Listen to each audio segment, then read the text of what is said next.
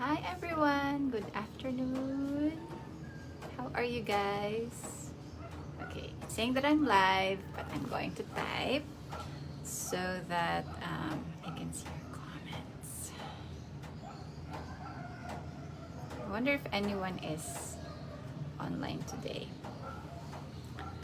Yeah, we have someone. Yes, please say hi in the comments if you can see me. So I'll know who you are and I can greet you.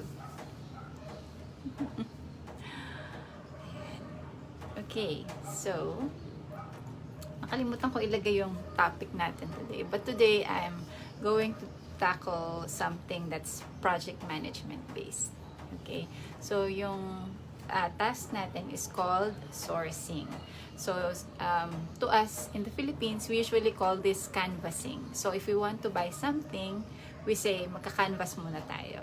So whether that's you want to buy something for the house or for your company, then they usually we call it canvassing here in the Philippines. But in other countries, it's all and in the industry, it's usually called sourcing, because you're going to source it out. You're going to find suppliers for the good that you need. So usually, especially ngayon, medyo there's a controversy in the government in the spending. So you always hear the term RFQ or RFP. So RFQ stands for request for quotation. RFP stands for request for proposal. So those two documents are what the suppliers will give to you in response to your request. Like for example, this is the process.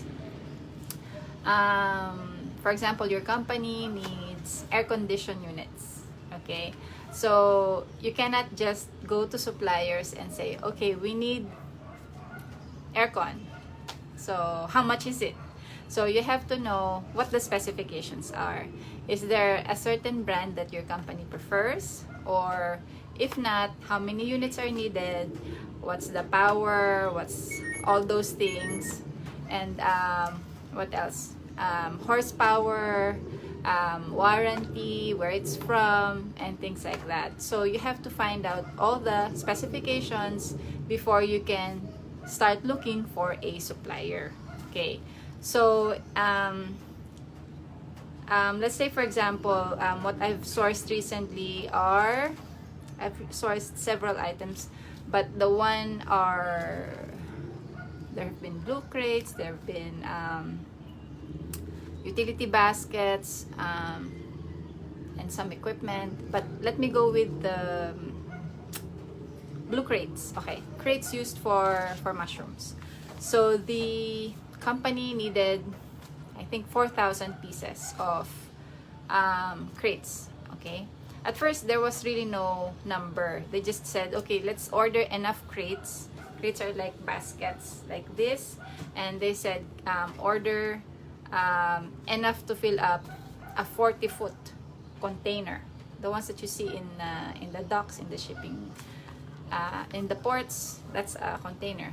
And I was told, okay, look for this kind of crate. This is the height, the width, the length. It has to be this weight, each unit. It has to be able to hold this much. Ivy! Yay! Who else is here? I can see 3 pairs of eyeballs. Oops, oh my god, my laptop almost fell. Okay, so you have to know, you saw my daughter's mess back there.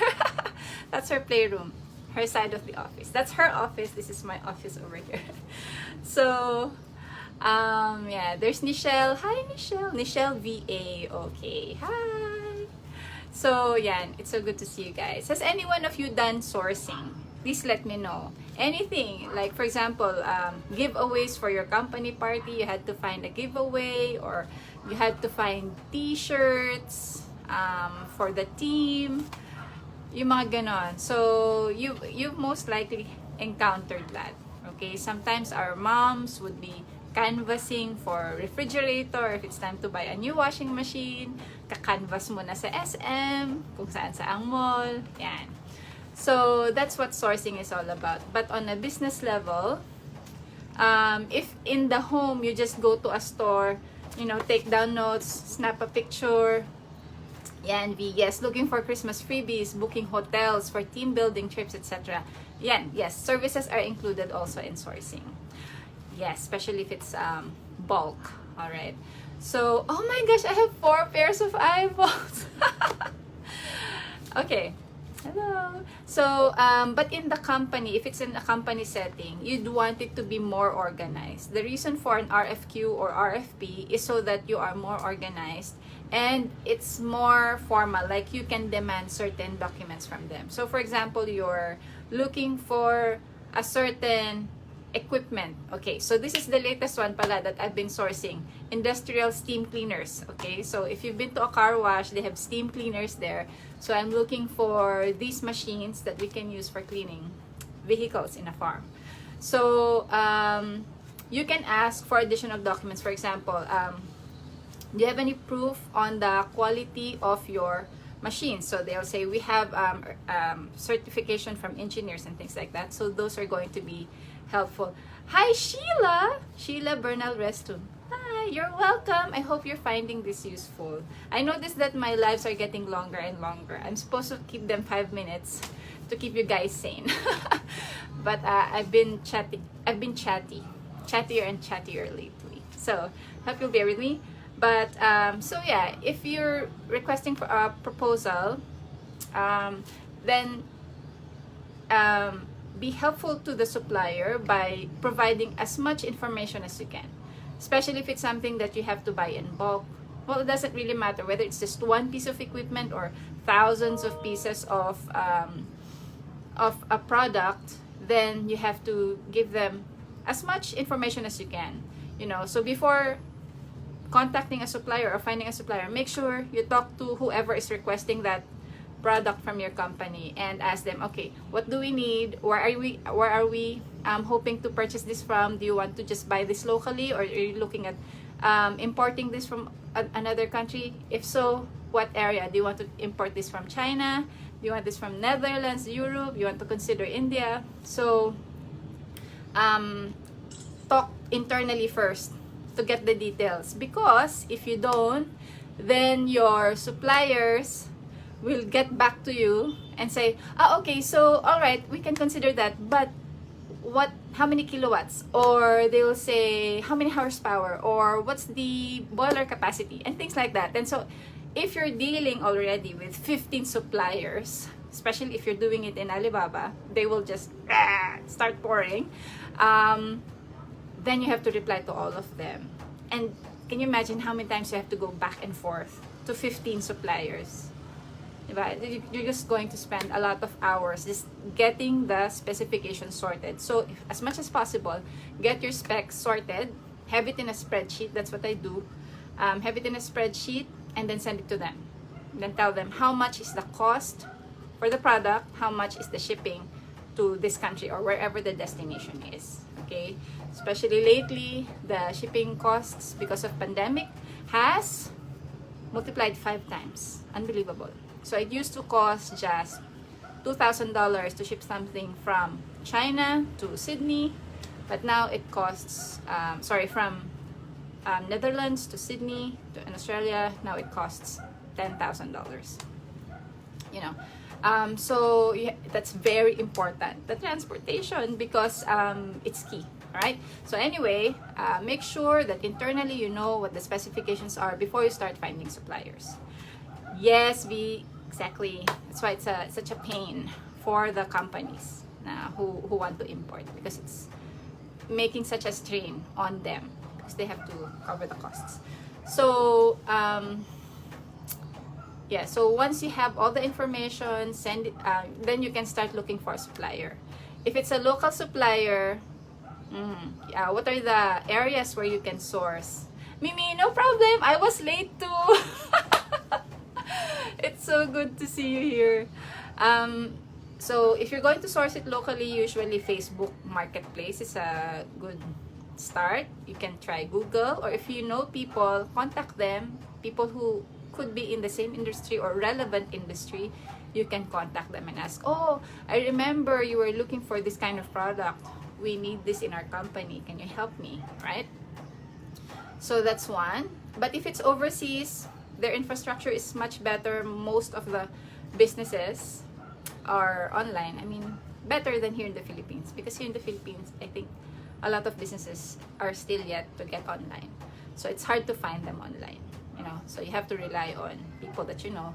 But if it's overseas, I think you'll have a better luck, especially if it's in China. They have Alibaba. It's a massive database. It's like a platform where you can source items in bulk and things like that. So that's the only time when you will reach out to a supplier. Okay, so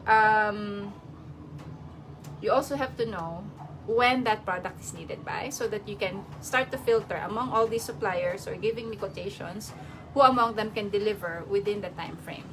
Okay, and then consider the budget. What is your company's budget? Okay, and then yeah, once you receive all the documents, you have to sit down with all the proposals, study them, okay, compare them. So what I do is from that spreadsheet where the specifications are listed, I then create rows for each of the suppliers. Okay, in each column are all the specifications, like what's the height, width, length, weight, price, shipment, warranty, things like that. So you just it's like a matrix. You compare, okay, so this company will do this for this price, this is the shipping cost, and things like that. So you can start, initially you can look at them in a spreadsheet and then qualify who you will be entertaining further.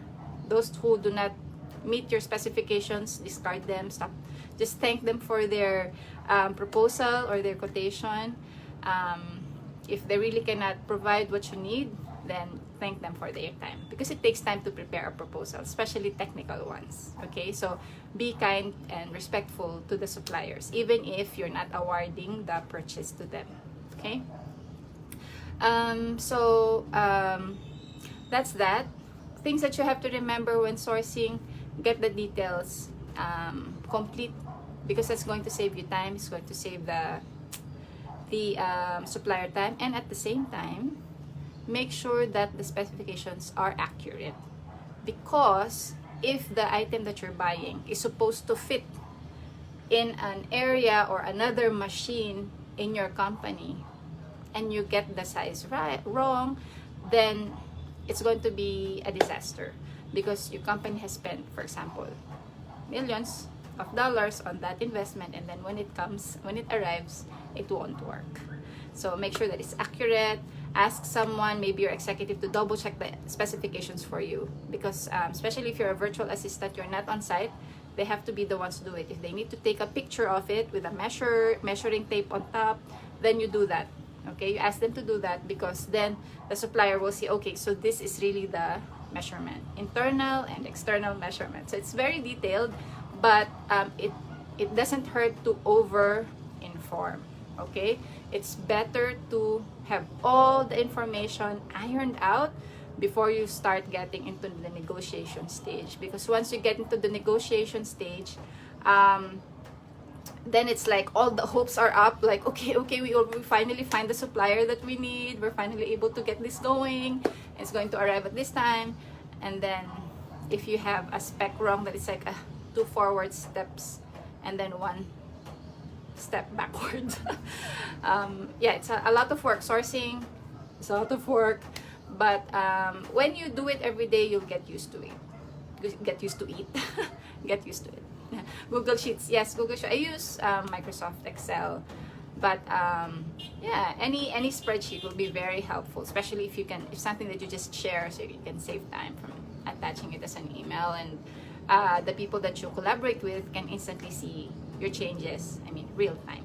Okay, so that's that. Sourcing, it's part of the supply management, what do you call this, circle. So you start with sourcing, getting proposals and quotes, and then qualifying the suppliers, getting to the negotiation stage, actually buying the product, paying the deposit, and then the manufacturer, and then when it's done, it will be delivered to you. Then you have to check it. Once you check it, then you test it. Once it's tested, then you send the complete payment, and you ask for the manuals and the turnover. And then that's when you can close the project. So sourcing is just one part of that, and it's very important to get the information correctly. Okay, so I hope that was helpful, guys. That's a very big job if you're looking into technical things. But for example, if they're like ordinary stuff, like what my sister said, t-shirts, you just have to find out what material: cotton, mix of this and this fabric, what color, what sizes, what's the price, things like that. So, how can we check if we're working remotely? How do you check? Okay, how do you quality inspection? So that will have to be on the part of your teams on the ground. Okay, so on my end, I collaborate with the people on the ground. For example, if it's the COO, then for example, the blue crates that we ordered from China, there are like 4,000 pieces of, the vegetable baskets, the plastic vegetable baskets that we see being used in the markets. That's what we ordered, but we had to have it customized because the punnets where we put the mushrooms have to fit inside those things. So before they started with the bulk production, while still in China, I asked them to do a test run first, and then to go on a video call with us, put the item on a weighing scale so that we can see what the actual weight is, put a measuring tape on top to see the length, the width, the height, internal and external, just to make sure that we have all the specifications right, and then testing, run water so that we'll see if it drains easily, and then how sturdy it is, someone stepped on it. Yeah. So that's before the bulk production. After the bulk production, okay, this is even before it leaves China. After the bulk production, then I ask for a picture of everything ready to ship. And then once it arrives, we do the same test. Okay, so the test was done by the people on the ground, or where your client is. They'll be the ones to do the testing, whoever is qualified. Okay, so if it's an equipment, it's the maintenance manager. If it's something for HR, it's HR who will do it. So things like that. So you have to, even if you're a virtual assistant, you cannot do everything on your own. You have to collaborate with the team on the ground. Okay, so it's the same thing with event planning. You can be the one to plan everything, but you have to rely, for example, on the events manager in the hotel where the event's going to be held. Collaborate with them about everything from start to finish, after the event, what's going to happen, who's coming, and things like that. So you cannot work alone for when it comes to projects or tasks where someone has to be there. You have to be collaborating with someone else. Okay, so do you guys have any questions? That's a very big role, sourcing. So if you do get around that, if you a lot of managers are required to do sourcing. They have to source for something at some point in their career. So that's one of your target clients. Managers, for example, it could be a COO, a maintenance manager, who else? Materials manager. So if they're looking for materials or equipment, then that's a service that you can offer. Okay, if you have experience in that, whether it's locally, put it in your resume. Alrighty, so I already spoke more than 5 minutes. I'll see you guys tomorrow at 5 o'clock for my task number 8, and then I'll see you again at 8 o'clock tomorrow night for time management. Okay, V gave me this assignment, so I'll present it tomorrow to you. I already have my notes ready, so I'll see you tomorrow. Bye.